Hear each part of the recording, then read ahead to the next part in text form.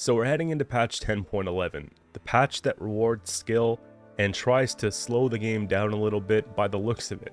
Now, I'm really excited about that. I wasn't really a big fan of 10.10. I felt like you could be newer to the game and just play a meta deck and you're just doing fine, and it doesn't really teach you the core mechanics and resource management that Gwent is known for.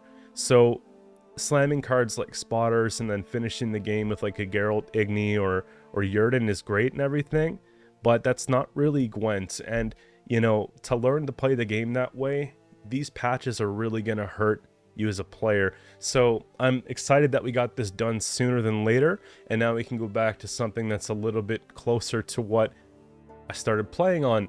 Right now we have returning journeys of Artuza, Regis, and Dandelion. They're all going to be making a comeback, so if you haven't purchased them, now you have an opportunity to do so.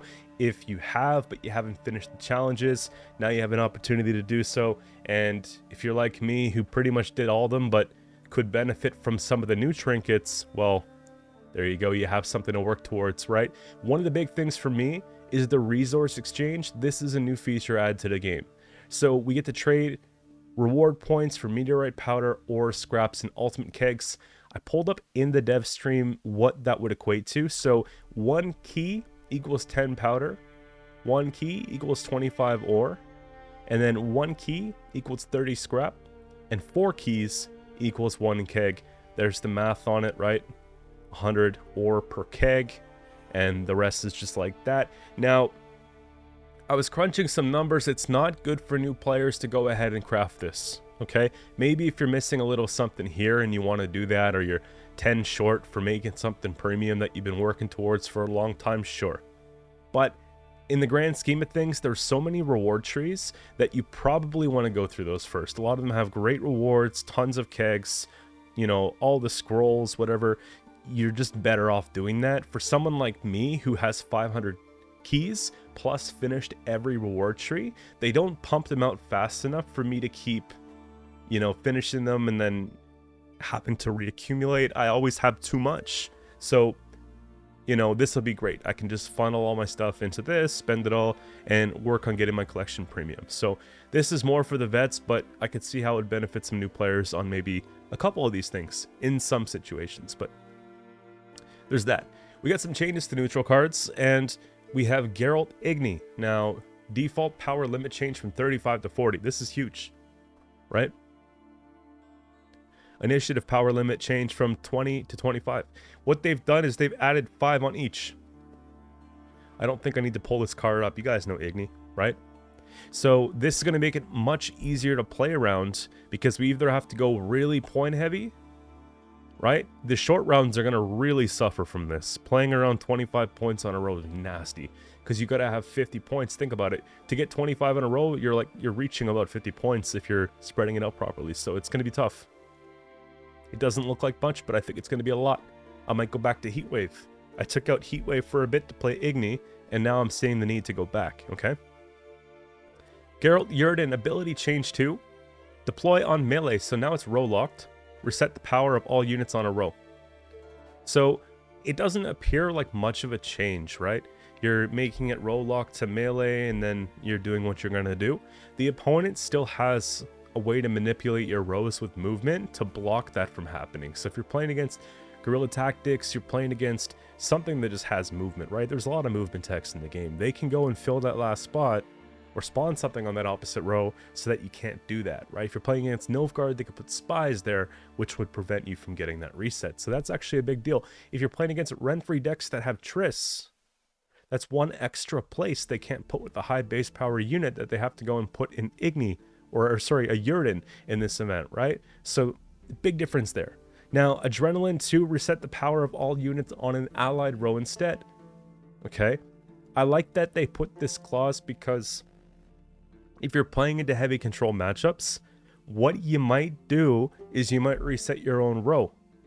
Now, this really hurts against Bloodthirst, right? If you're playing against Skellige, they work so hard to establish that red health, you're taking it away in one turn, boom. And even then, this card, which is, you know, it used to not really be as conditional, it was easier to fit in decks. Now, you gotta wait for something like this. So in certain matchups, this card will really suffer. This card's becoming increasingly difficult to play around. Both of these have an impact on rent-free decks directly, and they take away just, I slam a card, I win. Maybe we have to reevaluate what we're putting in the deck to an extent. So I like these changes for neutral. I'm glad that they didn't touch a whole lot, give the meta some chance to breathe, but these were needed changes because every single deck had one of two, and two of the decks that I reached 2,500 with this last season, I had Yrden. So it just goes to show, right? You have to, in order to play at the highest level possible, put a Yrden or an Igni in most of the decks. So that's what went down, right? Next up we have monsters here. It might appear like a bit of a nerf with Tyrnalia, but the ability is split into Order, spawn and play Red Riders, and then Devotion also spawn Frost near opponent's melee and a range row equal to the amounts lost during the last round transition.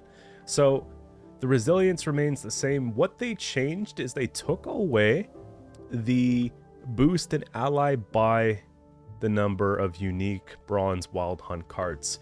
And what I noticed when I was playing Tyrnalia in the last patch is I had different cards that I didn't really want to put so that I can have enough tags to increase the boost. It also felt kind of gimmicky, very similar to the Harmony scenario in the way it had like that deploy. So I think that this helps separate the archetypes a little bit, make it a little bit more unique. It helps us actually gather value for this, right? Because we're getting another Red Riders, and we don't go super tall and put something at risk for removal. So I like it actually quite a bit, and I think it's going to help the faction, because now, again, we're not jamming a bunch of cards that are bronze, we're putting the ones that we want. So I can go ahead and put in my second Naglfar crew again, and you know, you can put in two of the Conquerors if you only had one of them and you had to replace it with a Hound or something like that. You see what I mean? So it gets a little bit better. I'm happy with the change to monsters, and we'll see how this impacts Frost. I'm sure this, along with some of the reduction to armor, whatever they're doing at Nilfgaard, we have to get to that, will definitely help, right? Skellige Patricidal Fury ability change to Order, spawn a Deafening Siren on an enemy row and damage it by 1, charges 3. Once all charges are used up, spawn and play Arniolf the Patricide. Now, what you could see here is Arniolf the Patricide, the leader token, the power changed from 12 to 13. So the deploy ability changed to deploy, spawn a Deafening Siren on the opposite row and damage it by 1. So what we're doing is we're getting Bloodthirst 3. And then 4, and then a base power lift. So what they really want to do, by the looks of it, is get this leader to be played. Last patch, they put the power up to 12 from 11. Now they're bumping it to 13, and they're making it a little bit easier to use. This is going to be so much better for getting Bloodthirst conditions met. How many times have you guys had a Gutting Slash or something, and you've had 1 damage unit instead of 2, and you missed the Bloodthirst condition? Or Sove, you need something damaged so that you can go and get that damage for the Junned later, right? There's so many different things. So I like this change quite a bit. It's going to help give that faction diversity and make it so that we're not just playing Ursine Ritual or Reckless Flurry, because really those two, with exception to Bog, right? I think Bog's just good for warriors, but those two are the primary holders for Skellige right now for leaders. So this looks like something I'm going to have to start playing, because there's a reason why they gave it some attention, right? And I could see the synergy already. It's going to play great with Alula. There's a lot of different things, like warriors. You could play Finally Champions Charge again, maybe. Like, there's a lot of cool stuff. Now, Sove got a change, and this is really funny to me, because if you guys didn't know, last season I put out a deck with Erendite and Sove. Devs said nah, okay? I thought I pioneered something that would be in the meta for a long time, but they changed it. So now we have to play a little bit different. So power changed from 11 to 12. Ability changed to deploy melee. Summon a beast from your deck to the opposite row and infuse it with Death Wish. Boost the enemy soul by twice its own power, then damage it by 1 for each damage enemy and gain immunity. So what they did was they made it roll locked, but then they also made it gain immunity after the kill was completed. Whereas right now, Sove is just, you could plop it down, 11 points with immunity off the bat, which would get the Erendite counter going strong, because very few plays in the game can shoot out more than 11 points at the beginning of the game in one turn. Right? That's what gave us the advantage on blue or red. Now, good luck. We're going to have to play this a lot differently, and we're going to have to hold on to this as more of a finisher instead of playing it early and proactively. So that's actually going to be a huge change to the way we play the game. Mind you, this will still fit right at home by the looks of it in Patricidal Fury. And I think that this is hilarious because I put together a theory deck with this leader as is and this the other day, and it was not horrible. Now I think it's going to be much better, but we're going to have to play things a little bit differently, okay? But that's it for Skellige. I'm glad that there's not going to be changes. Meta prediction for monsters, I think that Frost is going to be better than it was. Death Wish didn't change. I think Death Wish should be decent. Skellige, well, Patricidal Fury is going to be good. Bog's going to be good. I can't really miss out on this one here. I forgot one here. Reckless Flurry, damage changed from 3 to 4. Number of charges gained from 3 to 2. That's something I was going to talk about, but I just forgot to read. Now, huge nerf. And this is why we're moving more towards PF, right? Like, I prefer to have 3 charges because we can get more Bloodthirst. The fact that they're doing 4 and 2, we're actually losing 1 point, right? We're going to 8 instead of 9. So it makes this literally 8 power of random damage per turn, which right away doesn't make this as attractive as something like this, right? You could see where I'm going with this. So it's tough, but it'll still be played. It's just not as good as it was, right? Northern Realms, Kennet, and Gar, provision changed from 9 to 7. What happened was this was a card that they intended to have played, and no one played it. So this one here, it's good in theory, right? Formations, a 7 power on the ranged row, destroy an enemy with 2 or less power. Whenever you spawn a soldier, increase the limit by 1. You'd think in a deck that plays Reavers and stuff like that, you'd have this in auto include, but it wasn't even being played. So maybe it'll see some play now. Do they need more support? Probably not, but it looks like they got a bit of a nerf here. Do I think this is enough, by the way? The Reaver Hunters and the Reaver Scouts provision nerfs. I don't think it's enough. People will still abuse it. It'll still be one of the best Northern Realms decks, if not the best Northern Realms deck. However, I think there is an opportunity for Knights to make a bit of a comeback and for Siege to make a bit of a comeback because of the indirect nerfs to Renfrey and a lot of less of the Igni Yrden nonsense and tempo swings that were just absurd. So again, I think that Northern Realms will have more playable decks this coming patch because of the nerfs to other factions, but this one should probably still be good. With the provision increase, at least we can kind of let it breathe and see how it plays before we hard nerf it. I think that they need Barricade personally, but that's just what it is. Barricade at the previous provisions I think would have been fine, but we have them nerfed, both of them, right? The Reaver Scouts, just to show you if you forgot what this one is, which I don't think you will. There we go, right? So they spawn a bunch copies of the Hunters, and then every single turn they're just damaging something on our side of the playing field, and it's just ridiculous, right?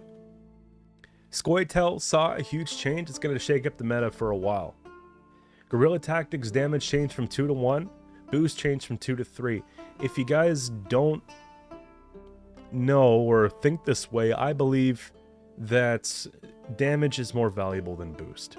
Because what I can deny from you is technically, that's solid secured points. What I boost on my side is not promised until the game's over, right? Now, when they nerf that, that directly nerfs cards like Milva Sharpshooter, right? Because then it takes away removal reach and makes it so that this can only kill a 3 now instead of a 4. So now your engines live. Huge problem. So guerrilla tactics might go back to being played in movement strictly decks, which is actually not bad. You know, the whole Saskia bundle with the movement package, the Cat Witcher, you know, then you have the matrons and then the sentries, like that whole package. I'm happy with that, right? This isn't just going to be an auto include leader anymore because you don't know what else to pick and it just feels good to play.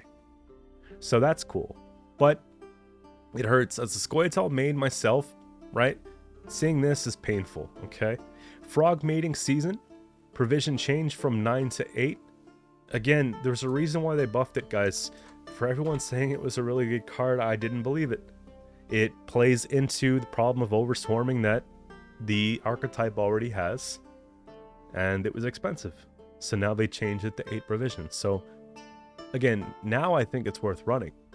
But at 9, it was kind of iffy because there's so many good cards that support that archetype, right? That one wasn't as needed. Milva power changed from 2 to 3. I don't think Milva's going to be it anymore, guys. 3 power, 11, unless you have a deck that strictly moves things every turn on purpose, you know, like you have cards in your deck that move their cards besides just leader, I don't think you'd want to play this as much. It doesn't really get that value anymore as a thin, you know what I mean? Shaping Nature, boost and vitality increased by 1. There's a reason why they buffed this card, guys. It wasn't ready, that's why I didn't play it. And I think it wouldn't hurt, right? Couple top end cards or mid to high provision cards added or fixed for this archetype.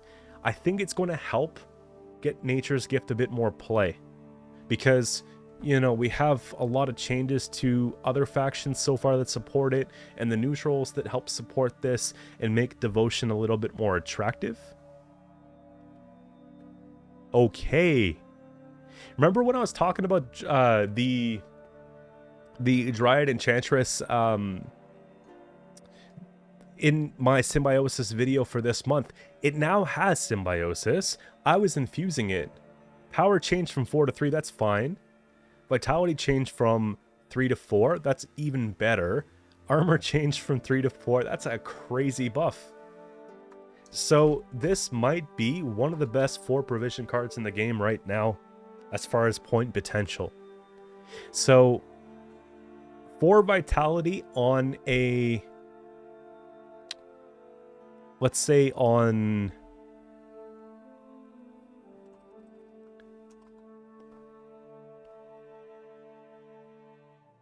the Hamadryad, I forgot the name for a second. So 4 vitality on a Hamadryad plays for 4 extra points, right? So that puts this card at 7. But then it has Symbiosis, which adds an extra power to each treant. If this lives in a long round, let's say you play 5 nature cards, well then you're getting the 3 power plus the 5 points off the Symbiosis proc. That's 8. And then you're getting the 8 points, essentially, off the 4 vitality. Disgusting, right? This is going to be auto-include. So if you don't have the Enchantress, you got to put the Enchantress. And another thing they did to help support that was the Naiad Pawnkeeper provision change from 5 to 4. So this is one of the newer cards, and I felt like it was a bit clunky in at 5. I liked the control that it had, but it was conditional control. It's like you didn't want to play it too early, you couldn't play it too late. It was kind of awkward, but it was playable at 5. Now, I don't feel bad about playing it at any time, and it's 4 provision, which gives me room to go and put more cards like the Frog Mating Season in the deck that I didn't have before, and potentially Shaping Nature. Like with the provision cuts here, and then we shave 2 provisions here, you could see what I'm trying to say. Now it's just looking that much better, okay? So I'm really excited about Scoia'tael. Let me know what you guys think about this one in the comments below. I know a lot of you guys have been saying that you wish Nature's Gift was playable, but it didn't really feel that way. Now it's looking like you can at least run it and see some success with it, right? Nilfgaard imprisonment provision bonus change from 15 to 14. Yes. Finally, we got some changes to that. It was just busted leader. The amount of points you can deny with it was just ridiculous. You play Renfrey after, you get another leader. It was like you just dump through it with no shame. You win round 1 because you stop everything that they try and set up, right? Now it's 14, so even less of an allowance for the Renfrey decks. We have Milton here. The boost changed from 4 to 3. Again, I'm not sure what was going on with Milton when they redesigned him, right? The fact that this card played for 14 points, roughly, or more, right? 14, let's just say 4 and 4, okay? So 10 and then 14, and then you're boosting them, so you're netting 10, but you're always boosting something you're going to remove anyways or reset. So 14 for 6 is like one of the best values in the game altogether. At least they took it, down a little bit, nerfed it by 2 points, technically. So I like that quite a bit. Now, with the spotters would be able to look at the opponent's deck in the order. They must have had a spelling mistake.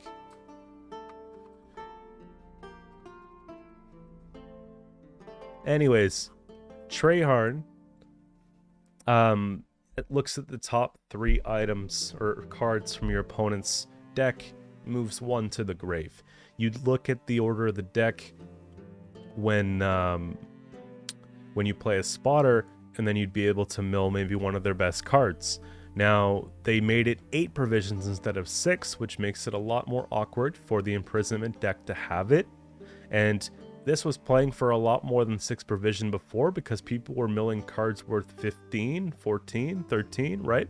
So you could see where I'm coming from with that. The fact they changed the power to 5 and then, provisions to 8, it's not like an auto-include with Renfrey decks anymore. You actually have to think about putting this one in the deck, so I don't mind that at all.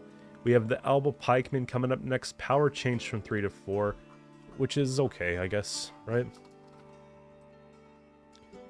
I think they're looking to actually encourage this flanking archetype and bringing soldiers back and doing what they intended with soldiers, because they put out a couple busted ones, and then why would you play these ones that are more progressive when you can just get the points right now? So it kind of took the spot away from this one.